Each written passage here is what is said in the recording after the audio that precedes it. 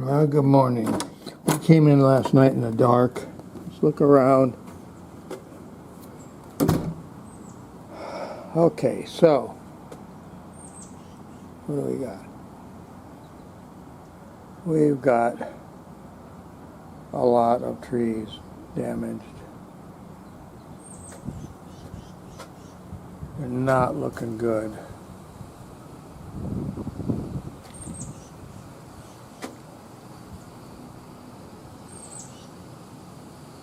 Quite a mess to clean up. We buttoned everything up, and then 2 hours before the storm hit, we took off in the middle of a rainstorm. There was 2 storms involved here. One was just running in front of the hurricane itself, and we drove through that storm, which was 35 miles an hour from here to the East Coast. But we ran out of time. We were trying to get out on vacation, and then all of a sudden this storm popped up, so we had limited time to put up all the shutters, and then we tied everything down and removed all the furniture and everything that could fly around. We tied down and filled up the entire house and garage with pots and stuff. But yeah, we put up all of our hurricane stuff. That little thing is not real happy there. So. Okay, but anyhow,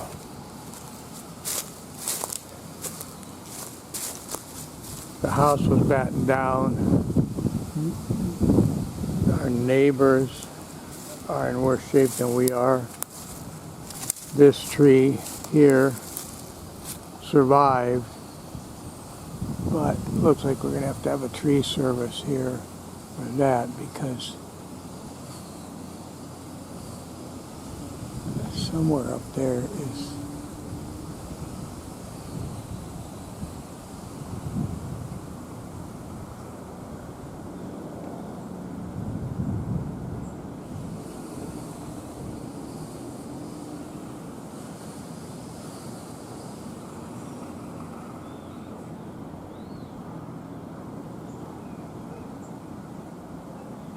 that's a pretty significant branch right there. Hello, hello.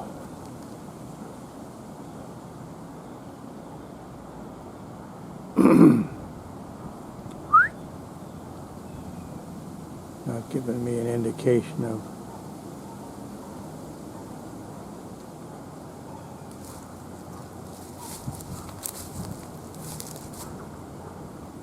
that's not good though. Right there, because it's caught.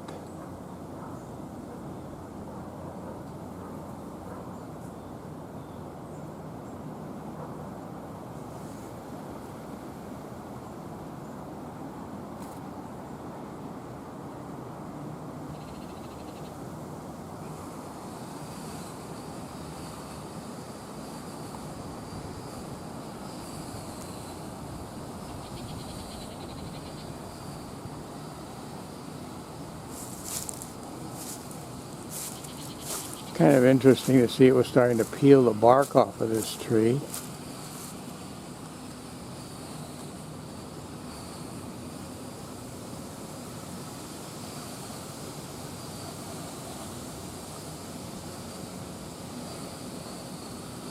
The skyline is forever changed. Looks like my Buick survived in there. That's a car I was going to it's all restored mechanically. All it needs now is a brand new paint job. But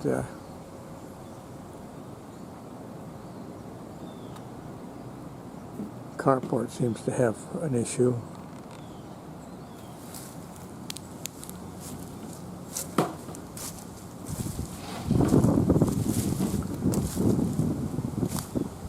This tree's been pruned, but it doesn't look too bad.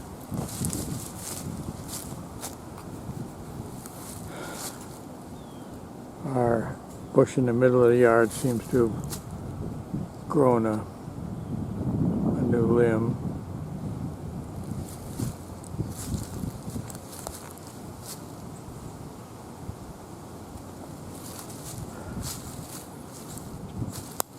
And our big pine tree, not quite as straight as it used to be,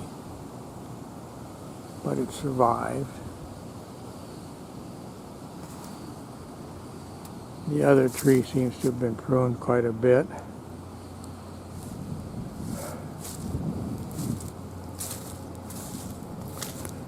And this tree here, I think, is going to have to be taken down. It lifted the ground.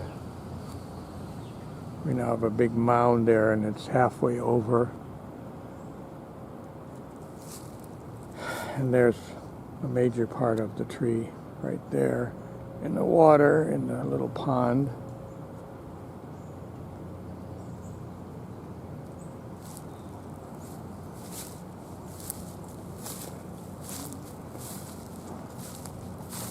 Our bush tells you what direction the wind came at the end of it.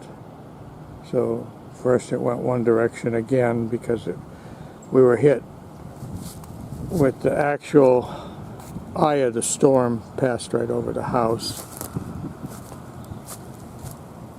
And my gazebo I did a lot of work on too.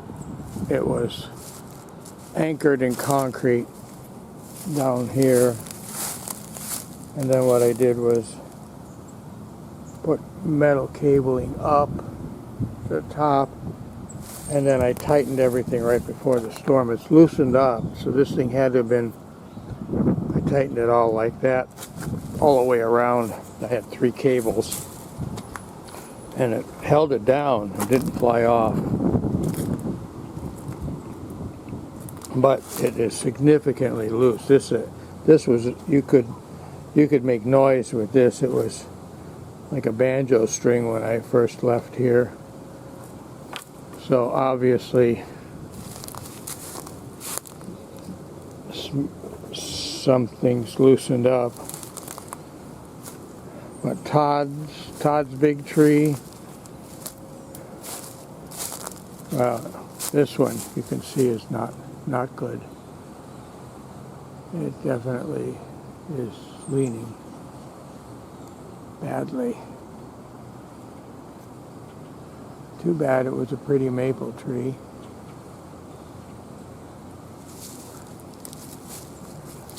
And Todd's big oak tree, they've already started cleaning it this morning. That's all the leaves from the oak tree over there. This is in his backyard. That tree is going to be a big expensive mess.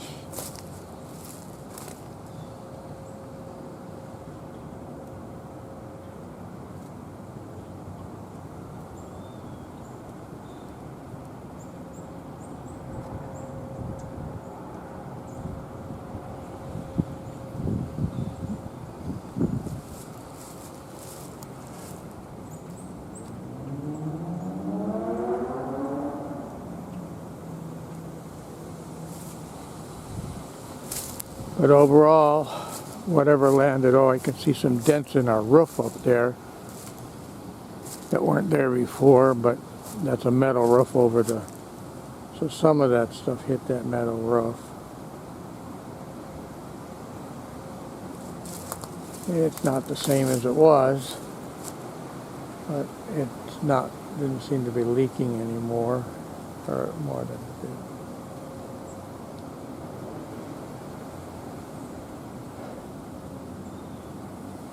And his tree's been significantly altered and is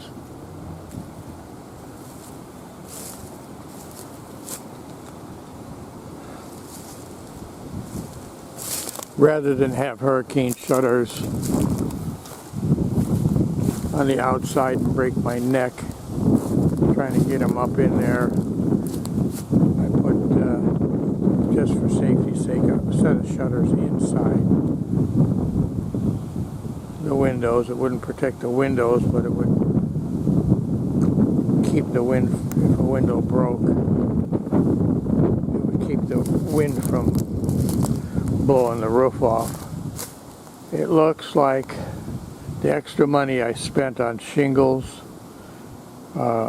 we went for this that rubberized stick down underlay, and I can tell you that we spent an extra $1,000 to upgrade shingles before I put the roof on the house, and it looks like every shingle stayed attached.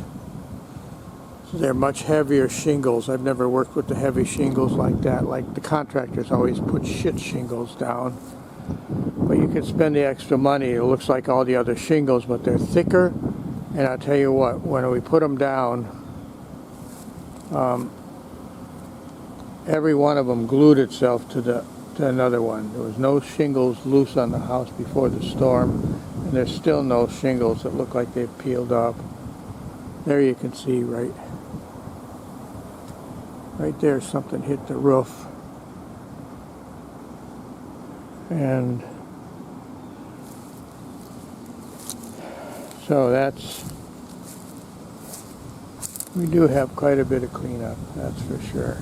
And we're going to need a tree surface for this again. See if I can follow that up from here.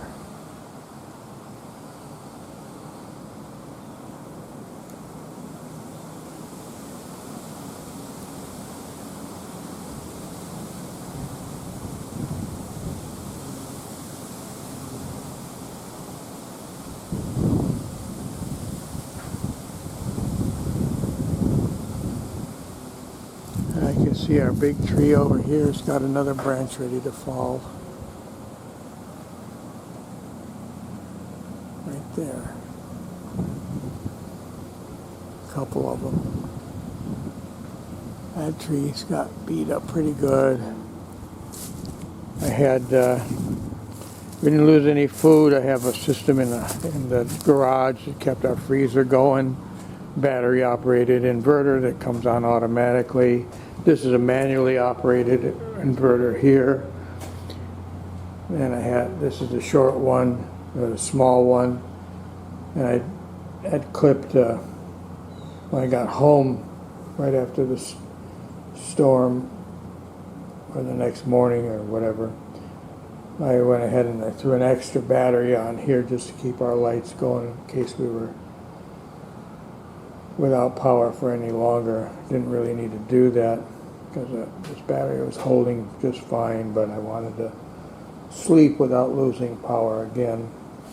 So that battery there runs this. This is my quick down and dirty one. I just come out here. It always stays plugged in. And I just turn it on and we got power. And then we can flip the switches that we want. But this other system, below it is all batteries lined up, and they're all AGM batteries. You turn it on there, and there's a big inverter here, and that is the green cord. So if we were going to be without power for several days, I could pull this cord out of this box here and run over to the big set of batteries and the big inverter, power all the fridges and everything. And so that I spent the summer building that. And then front yard, both of our big trees survived pretty well. I don't see anything major here. And this one's going to need a tree man or a set of cranes or something to get some of those branches down.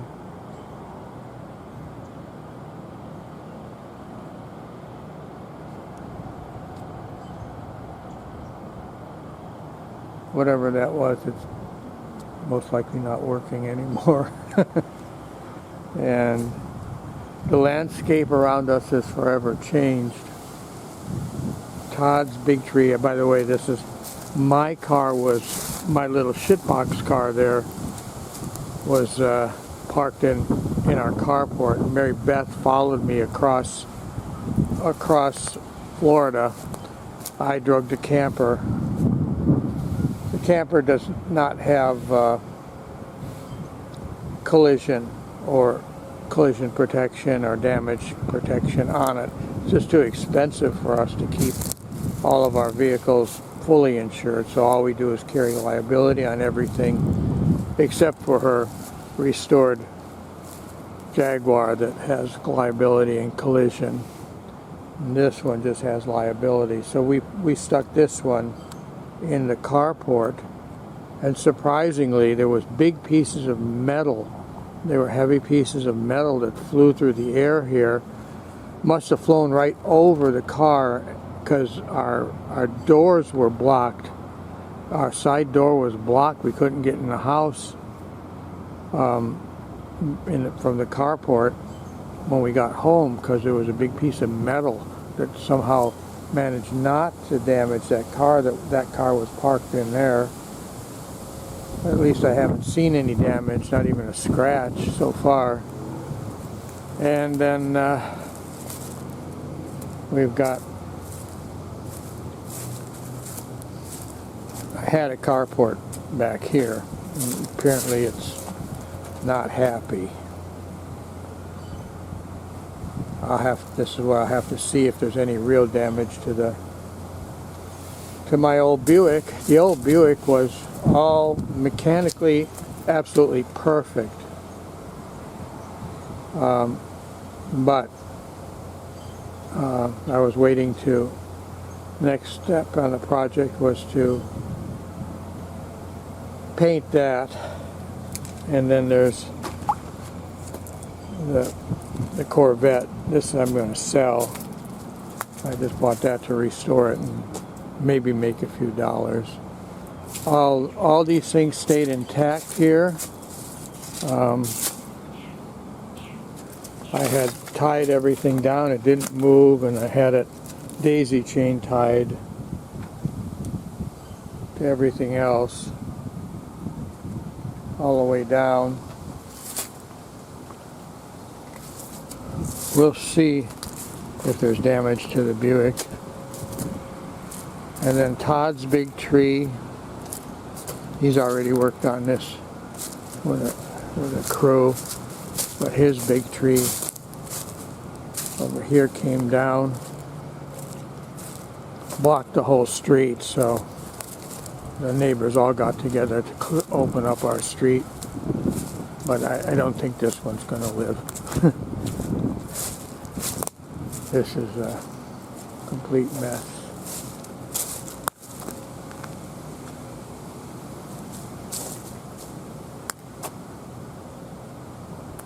Was a big tree. I just parked sideways here when we moved the car because there's some branches up in here that look a bit compromised, and I didn't need to have after the storm damage as they slowly decide to die and fall on everything.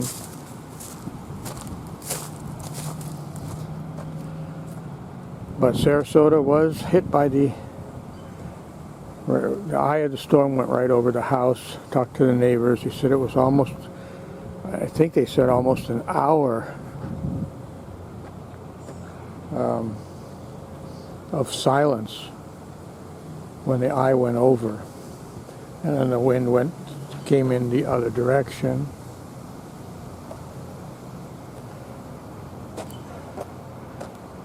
And our neighbor here, right on the other side of us, had just bought this beautiful, great big camper. Not this one, but another one next to it. And the tree fell on it, and his truck. Not a lot of major damage, probably repairable. But what was unusual, I'm going to look at it for the first time too, is that he said it split the tree right in half.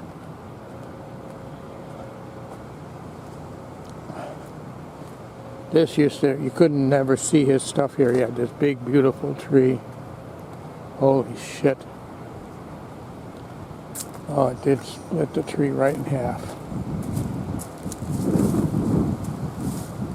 That's probably not going to survive.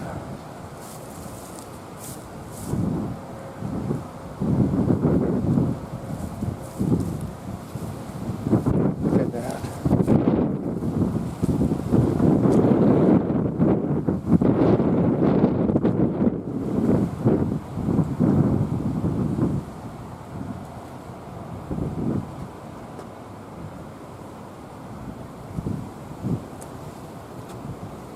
That was a big tree there.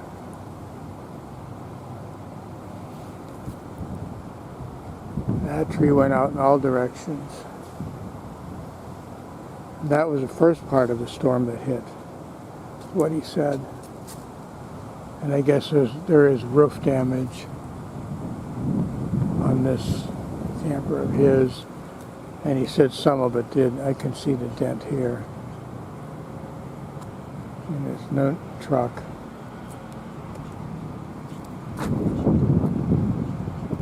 Oh boy. Our new neighbor planted 15 small trees here. And they seem to all be, well, some of them are still good. There's another mess over there. The skyline here is entirely altered. This used to be covered with trees. And there you can see what I need to do better here on my own tree. Well, we're back into a few $1,000s worth of tree damage. But that whole tree here is beautiful, and I don't think you can live like that. It was fully balanced all the way out over his camper and everything. That's one of the reasons that we left, not for fear of the storm, because I was pretty sure the house would survive, all buttoned up like it is, and it's concrete. But I didn't want all my rolling stock to have trees land all over it. And the one thing that from the last storm, it took out the front of this tree here, so they didn't want me to trim back the big branch that actually was sitting over where the camper is parked. And I didn't want that big branch actually comes far enough out that it's even over the house. But they said if I took that branch down, because of all the branches that are missing on the front, this tree might not keep its roots well and recover from the last storm about 2 years ago that tore up all the trees here. So they said you had to leave it or that tree would never survive. So I've left it, but I've been wanting to take these branches off as soon as the tree looks healthy and starts growing its branches out over the street again here. I guess today's job, I'm going to look at if there was any damage to the Buick and our camper right next to it. It's actually a trailer now. It used to be our little camper, and I used it for the band. But anyhow, we had a hell ride from here to Lake Okeechobee, going through the first, I'm assuming the first outer band merged with that storm. The first outer band of the hurricane merged, I think, with the storm over the middle of the state. There was a storm running right in front of it, a big one. And it was just the most unbelievable thing. Both cars, her Jag, and I led with the SUV, and the water, even though it was only a foot deep on some of the roads, we went through at 35 miles an hour. The wind was so horrific that as you splashed, this whole wave of water would come over the hood of the truck, and you couldn't even see out the windshield. And it actually tore all the air dams and everything off of the bottom of the rubber air dams, and are all gone on the bottom of the truck now. And the wheel covers on the inside of the wheel wells are gone, the ones that were just rubberized. So, after the storm, we've got power back. Most of Sarasota doesn't. What a mess.